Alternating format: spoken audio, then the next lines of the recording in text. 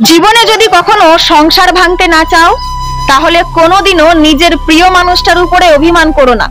কারণ অভিমান এমন একটা জিনিস যেটা একটু একটু করে জমতে জমতে একদিন অভিমানের পাহাড় তৈরি হয়ে যায়। আর যেদিন অভিমানের একটা উঁচু পাহাড় তৈরি হয়ে যাবে সেদিন তুমি তোমার প্রিয় মানুষটাকে ছেড়ে যেতে বাধ্য হবে। অভিমান একটা ভয়ঙ্কর জিনিস। তাই তুমি যদি তোমার প্রিয় মানুষটার সাথে সারা জীবন জুড়ে সংসার করতে চাও, একসাথে কাটাতে চাও সারাটা জীবন, তবে আমি বলবো নিজের প্রিয় মানুষটার উপরে কখনোই একটু অভিমান করো না। পৃথিবীতে আত্মীয় স্বজন বলে কিছু হয় না, স্বার্থ আর অর্থ ছাড়া কেউ কখনো আপন হয় না। তাই একটা কথা সবসময় মাথায় রাখবেন, আপনের চেয়ে পর ভালো আর পরের চেয়ে ভালো জঙ্গল। আত্মীয় স্বজনের থেকে যত দূরে থাকবেন ততই মঙ্গল। জীবনে যদি সত্যি কিছু বদলাতে চাও তবে গরিবই হটাও। কারণ গরিব ঘরে জন্ম নেওয়াটা অপরাধ না হলেও সারা জীবন গরিব হয়ে বেঁচে থাকাটা সত্যি খুব অপরাধ।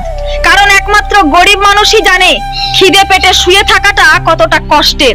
আমাকে ভালো লাগে না, লাগবে কি করে? আপনার মনে তো হিংসায় ভরা। আমি কখনো কারোর সাথে মিষ্টি মিষ্টি কথা বলি না, কারণ আমি চাই না আমার কথার কারণে কারোর ডায়াবেটিস হোক। অনেক কিছুই তো ইচ্ছে করে, কতই না স্বপ্ন দেখি দু চোখে, কিন্তু কোনো স্বপ্নই পূরণ করতে পারি না। কারণ এখনকার যুগে টাকা ছাড়া কোনো স্বপ্ন পূরণ হয় না, আর কোনো ইচ্ছাও পূরণ হয় না। আর সেই টাকাটাই তো নেই আমার কাছে। नजर और नसीब में क्या फर्क पड़ता है? तो सुनिए, नजर में वही अच्छा लगता है जो नसीब में नहीं मिलता है। असली जिंदगी कौन जीता है? जो मुसीबत में भी मुस्कुराता है वही असली जिंदगी जीता है। পৃথিবীতে অনেক মানুষ বেঁচে থাকে শুধুমাত্র তার প্রিয়জনের মুখের দিকে চেয়ে। তাই বলি কি, কখনো কেউ তার প্রিয়জনের সাথে এতটা খারাপ ব্যবহার করো না, এতটা প্রিয় মানুষটাকে অবহেলা করো না যাতে করে তোমার জন্য সে মরে যেতে বাধ্য হয়, সে তোমার কথার আঘাতে আত্মহত্যা করতে বাধ্য হয়, তার মৃত্যুর কারণ তুমি না হয়ে যাও। হয়তো সেই মানুষটা তোমাকে নিজের প্রাণের চেয়েও অনেক বেশি ভালোবাসে, হয়তো সেই মানুষটা তোমার কথার আঘাতে আত্মহত্যাও করতে পারে। তাই বলি কি, নিজের প্রিয় মানুষটাকে, নিজের ভালোবাসার মানুষটাকে সবসময় ভালোই বেসো, কখনো ভুলেও অবহেলা করো না। গরিব মানুষের গরিবত্ব বেড়ে যায় এই বছরকার এই পুজোর দিনগুলোতেই। সারা বছর তাদের সবকিছু জুটে যায়, কিন্তু এই পুজোর সময় তারা সন্তানকে একটা শখ করে ভালো জামা কাপড় কিনে দিতে পারে না। সত্যি হায় রে গরিব, গরিব মানুষের জীবনটা সত্যি খুব বেদনা। হয়তো জীবনে অনেক কিছুরই অভাব আছে, তবুও এত অভাবের মাঝেও মাথা উঁচু করে বুক ফুলিয়ে বলতে পারি আমি অসুখী নই। হয়তো আমি অভাবী, কিন্তু আমি সুখেই আছি, বেশ ভালোই আছি। অনেক দিন ধরে চিংড়ি মাছের মালাইকারি খাইতে খুব ইচ্ছা করছিল, কিন্তু কি করব, ওই সব তো বড় লোকদের খাওয়ার দাওয়ার, আর আমরা তো গরিব গরিব। আপনার সংসারে যদি অভাব থাকে তাহলে আপনি কখনোই আপনার প্রিয় মানুষটার সাথে অশান্তি করবেন না। কারণ আপনার সংসারে এত অভাব থাকা সত্ত্বেও আপনার প্রিয় মানুষটা শুধুমাত্র আপনাকে ভালোবেসে আর আপনার কাছ থেকে ভালোবাসা পাওয়ার আশায় একবেলা খেয়ে আর একবেলা না খেয়ে খিদে পেটে থেকেও সংসার করে যাচ্ছে। আর তারপরে যদি আপনি তার সাথে অশান্তি করেন, তাকে যদি অবহেলা করেন, তাকে যদি ভালো না বাসেন, তাহলে সে কিসের আশায় আপনার সাথে থাকবে? সে তো তখন বুঝেই যাবে যে সে আপনার কাছে যেই ভালোবাসাটুকু আশা করতো সেইটুকুও সে আর পাবে না। তখন তো সে বাধ্য হয়ে আপনাকে ছেড়ে চলে যাবে, তাই নয় কি? এই ভিডিওটা শুধুমাত্র মেয়েদের জন্য। কথাটি ভালো লাগলে ভিডিওটিতে অবশ্যই একটি লাইক করে দিয়ে যাবেন। মেয়েরা ভালো হলেও খারাপ, আর মেয়েরা খারাপ হলেও খারাপ, কথাটা আমি বলছি না, কথাটা বলছে আমাদের সমাজ। প্রমাণ চাইছেন? তাহলে যে কোনো সংসারে গিয়ে দেখে আসুন, সেখানে একটা ভালো মেয়ে অত্যাচারিত হচ্ছে আর একটা খারাপ মেয়ে অত্যাচারিত হচ্ছে।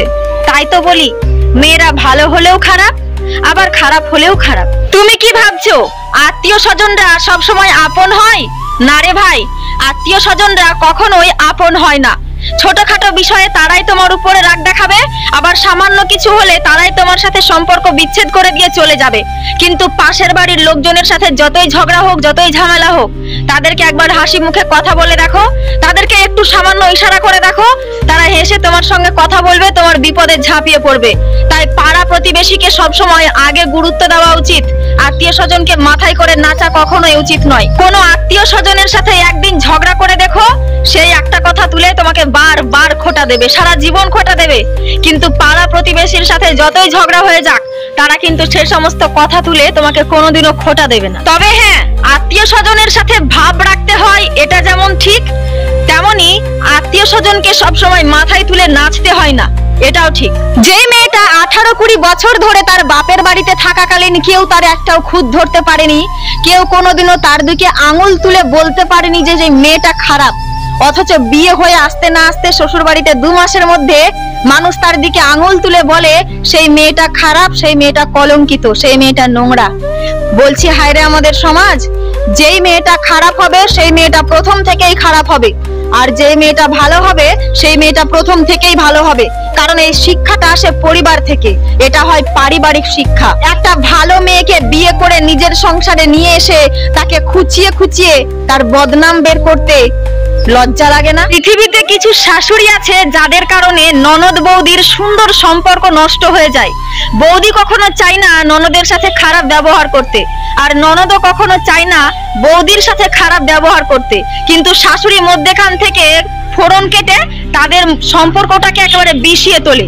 ননদ বৌদির সম্পর্কটাকে শাশুড়িরাই সাপে নেউলের সম্পর্ক করে তোলে। এরকম অনেক শাশুড়ির কারণে অনেক ননদ বৌদির বন্ধুত্বের সম্পর্ক শত্রুত্বে পৌঁছে গেছে। তুমি তোমার পরিবারের কথা বলছো দাদা, যে পরিবার তোমার বউকে সম্মান করে না, যেই বউ তোমার পরিবারের জন্য দিনরাত খেটে মরে, তবুও তোমার বউয়ের নামে তোমার পরিবার পাড়ায় পাড়ায় নিন্দা করে বেড়ায়, বদনাম রটিয়ে বেড়ায়, সেই পরিবারের জন্য খেটে খেটে তুমি তোমার প্রাণ পাত করে দিচ্ছ।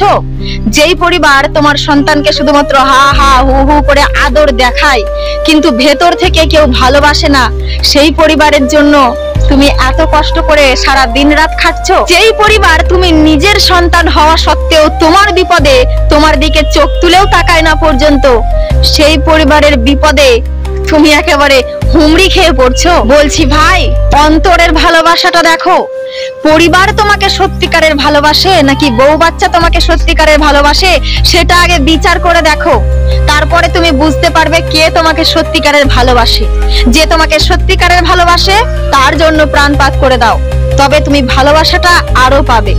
আর যে তোমাকে ভালোবাসে না তার জন্য তুমি জীবন দিয়ে দিলেও তারা কোনোদিনও তোমাকে ভালোবাসবে না।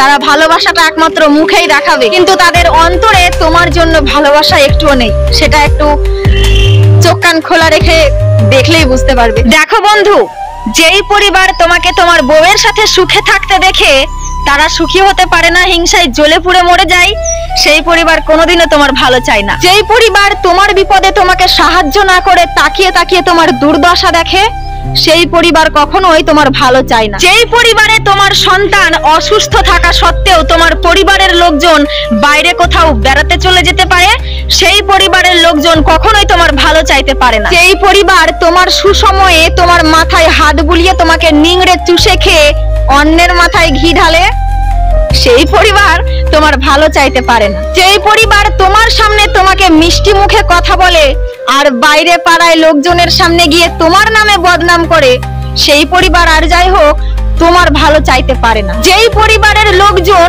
নিজেরা সুখে থাকার জন্য তোমাকে কাঠগড়ায় দাঁড় করাতে পারে, তোমাকে দোষারোপ করতে পারে, সেই পরিবার আর যাই হোক তোমার ভালো চাইতে পারে না। যেই পরিবার তোমার সংসারের উন্নতির কথা না ভেবে কিভাবে তোমাকে সব সময় দমিয়ে রাখা যায় সেটা ভাবে, সেই পরিবার কখনোই তোমার ভালো চাইতে পারে না। যেই পরিবার তোমাকে আর তোমার বউ বাচ্চাকে ভালো খেতে পড়তে দেখে হিংসে করে, সেই পরিবার কখনোই তোমার ভালো চাইতে পারে না। এমন কিছু শাশুড়ি আছে যারা নিজেদের বৌমাকে এত জ্ঞান দেয় না কি বলবো, অথচ তারা যখন বৌমা ছিল তখন কিন্তু তারা তাদের শাশুড়ির একটা কথাও শোনেনি। বলছি শাশুড়ি মা, আজকে বৌমা আপনার কথা শুনছে না বলে খুব কষ্ট পাচ্ছেন, মনে খুব আঘাত লাগছে, কি করবেন বলুন? আপনি যেটা করেছেন সেটাই তো আপনার সাথে হবে। দেখো বোন, দুর্গাপুজো তো চলে এলো, তাই একটা কথা বলি, বয়ফ্রেন্ড হারালে বয়ফ্রেন্ড পাওয়া যাবে, কিন্তু ঠাকুর দেখতে বেরিয়ে যদি একটা হ্যান্ডসাম ছেলে দেখতে পাও, তবে তাকে আরো হাজার খুঁজলেও ভিড়ের মাঝে আর তাকে খুঁজেই পাওয়া যাবে না। হাই রে, এখনকার যুগের প্রেম ভালোবাসা কি আর বলবো। এই তো 2-1 দিন হলো ইনস্টাগ্রামে ভাইরাল হয়েছিল একটা যুবক তার প্রেম পাওয়ার জন্য 800 ফিট টাওয়ারের উপরে উঠে একেবারে শেষ প্রান্তে গিয়ে দাঁড়িয়ে আছে। দেখেই মানে ভিডিওটা দেখেই আমার গা শিউরে উঠছিল। আশা করছি আরো যারা অন্যান্য মানুষ দেখেছেন তাদেরও নিশ্চয়ই আমার মতো একই অনুভূতি হয়েছে, তাদেরও নিশ্চয়ই গা শিউরে উঠেছে। কারণ সেই ছেলেটা সেই চূড়ান্তে গিয়ে দাঁড়িয়ে আছে 800 ফিট উপরে, সেখানে এত জোরে জোরে হাওয়া বইছে, হাওয়ার ধাক্কায় ছেলেটা পড়ে গিয়ে মারা যেতেই পারতো। হয়তো সেদিন যমরাজ ছুটিতে ছিল বলে ছেলেটার কিছু হয়নি। আর ছেলেটার মা নিচে থেকে দাঁড়িয়ে সেই দৃশ্য দেখছে। একবার ভেবে দেখেছেন সেই মাটার জীবনটা কোথায় ছিল? সেই মাটা যে হার্ট অ্যাটাক করে মারা যায়নি, এটাই অনেক। আর গ্রামবাসী তো পুরো নিচে জড়ো হয়ে গেছিল। ছেলেটা ওই 800 ফিট উপর থেকে মায়ের সাথে ফোনে কথা বলছে। মা বলছে, বাবা তুই নিচে নেমে আয়, তুই হারিয়ে গেলে আমি বাঁচতে পারবো না। ছেলেটা বলছে, মেয়েটাকে নিয়ে আসো তবেই আমি নামবো। তখন গ্রামের লোকজন মেয়েটাকে সেখানে নিয়ে আসে। তারপর ছেলেটা সেই 800 ফিট উপর থেকে আবারও আস্তে আস্তে নিচে নেমে আসে। আমি তো ভাবছিলাম যে ছেলেটা নামতে গিয়ে হয়তো কোনো রকমে পা পিছলে পড়ে গিয়ে মারা যেতে পারে, কিন্তু ভাগ্যক্রমে সেরকম কিছু হয়নি। ছেলেটা এখনো বেঁচে আছে আর মেয়েটার সাথে গ্রামবাসীরা ছেলেটার বিয়েও দিয়ে দিয়েছে। ভালোবাসা তো পূর্ণতা পেল ভাই, কিন্তু এইরকম ভাবে ভালোবাসা পূর্ণতা পাওয়ার কি খুবই প্রয়োজন ছিল? যদি সামান্য কিছু হয়ে যেত, অঘটন ঘটে যেত, একটা দুর্ঘটনা ঘটে যেত, তবে তুমি তোমার প্রেমও পেতে না, আর তার সাথে সাথে তোমার মায়ের বুকটাও ফাঁকা হয়ে যেত। ভেবে দেখেছো, যে মাটা জন্ম দিয়ে তোমাকে তিলে তিলে এতটা বড় করে তুলেছে, আজ পরের একটা মেয়ের জন্য, সামান্য প্রেম পাওয়ার জন্য সেই মায়ের মনে তুমি কতটা কষ্ট দিয়েছো। সত্যি পুরুষ, তোমাদেরকে কিছু বলার নেই।